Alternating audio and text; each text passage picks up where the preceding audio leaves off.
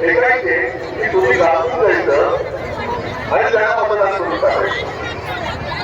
मला वाटतं की त्याला उत्तर नाही, पण ही दर्शनी विचारित त्याला मोठ्या शांत उत्तर देणं हे गरजेचं आहे.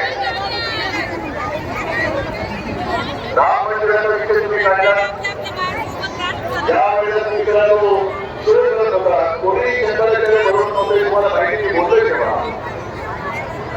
पण मी त्याच वेळेला नाशिकच्या काळाला मंदिरात गेलो, हा प्रवेश बंदी होती. म्हणून डॉक्टर बाबासाहेब आंबेडकरांना सत्याग्रह केला.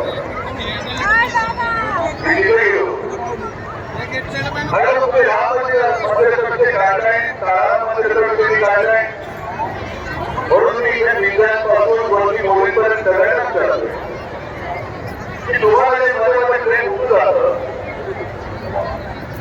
मध्ये डॉक्टर बाबासाहेब आंबेडकरांचं प्रेम करायचं.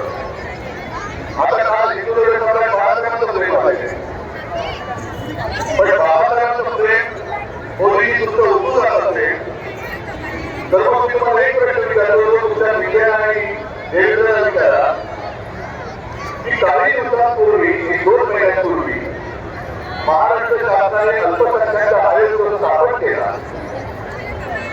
त्या आयोगामध्ये साधारणतः अल्पसंख्याक म्हणून जे काही समाज येतात त्यांचा प्रतिनिधी त्याच्यात घ्यावा लागतो.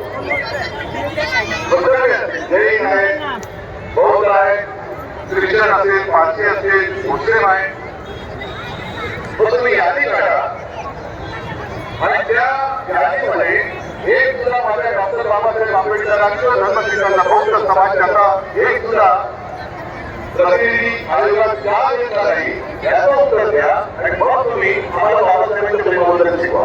एक सुद्धा नाही. मग कशाला एक होता काल तिकडे शिवाजी महाराज ही बघा